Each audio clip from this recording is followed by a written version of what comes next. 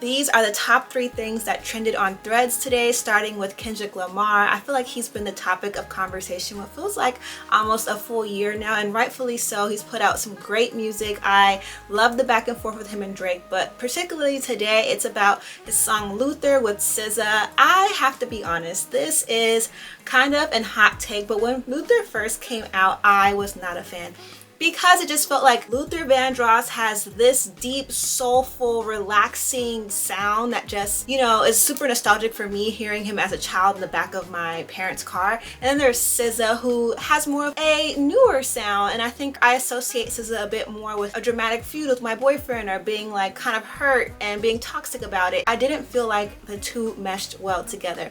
But as time has gone on, the song Luther has really grown on me, and of course it could only be a musical genius like Kendrick Lamar who could put two contrasting sounds together and make it sound good, but I have to admit it took a little while. Plus, we all know, like, when you put two things that aren't necessarily always complementary, when you put them together, it can take a little bit for it to sink in. Or, you know, when you see an outfit and it's contrasting, you're like, I don't know how I feel about this, but as you look at it and you grow to appreciate it for what it is, I feel like that's when the aha moment comes on. So I think that GNX in general being the topic of the conversation is very relevant, because not only is it a great album, but just kind of like in the timeline that it dropped. Obviously, Kendrick being named as someone who's going to perform at the Olympics in LA, being born in LA, it kind of just really does add the cherry on top to his great run that he's having, that I hope obviously continues, and especially because he's going on tour this year too, so we just kind of get more Kendrick, and I hope that we do get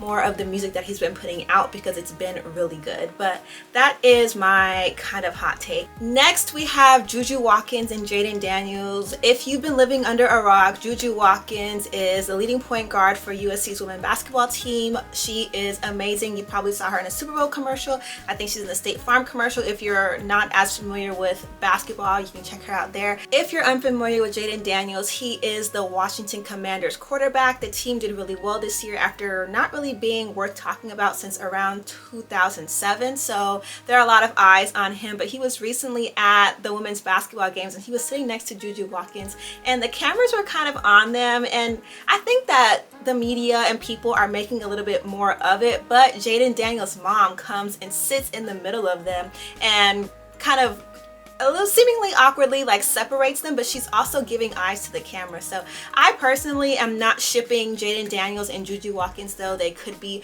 a really cute couple. I think that everyone's enjoying women's basketball right now. Everyone is enjoying Juju Watkins. If you haven't seen like a USC women's basketball game, it's literally star-studded. So I didn't think much of it, but I don't think his mom was necessarily separating the two of them. I think she was really trying to shape the conversation, or make sure that there was a lack of conversation, which of course in turn made a conversation. But she gives eyes to the camera, so I think it was really like a mom protecting her son, and also kind of protecting Juju. We know that the media and people can just take things and run with it, so I really think that she was kind of making sure that people knew this was nothing, and I don't blame her. We continuously see people make things more than what they are.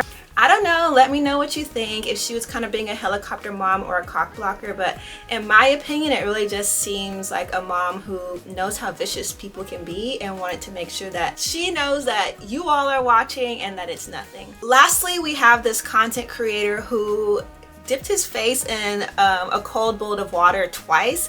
I feel like personally that there are a couple of reasons that this is going on. One, I feel like he's an attractive man, and there is a certain audience that just wants to watch attractive men do anything. So he could probably do a bunch of nothing and get a bunch of views and get paid off that. Second, I feel like it was kind of meant to generate conversation. You know, people just do strange things for views or to like spark conversation, because every time this clip gets watched, every time he's talked about, he is kind of getting paid or getting more subscribers or getting more views. So I think that this was also kind of a clickbaity moment. And lastly, influencer culture. I feel like people are a little bit too invested in the lives of influencers, and I feel like they can do almost anything and it just gets them paid. So if him making a 5-minute video of him dipping his face in a bowl of water is what makes him money, then he's gonna do it. I love that people are kind of like memifying this or like making their own content around it, because it is really ridiculous. But I think that this man is just trying to get some views, in turn get some dollars, which is strange. Though strange, I'm not gonna hate on somebody getting money in their lane, not harming anyone. When it comes to mine, I'm not looking for anybody that's just gonna be wasting time all day dipping their face in water, but get it how you live. That wraps up the 3 trending topics on your timeline today. I welcome conversation on all of these topics in the comments below. I think that things are getting weird and interesting, but that's what makes it exciting. Follow me for more trending topics.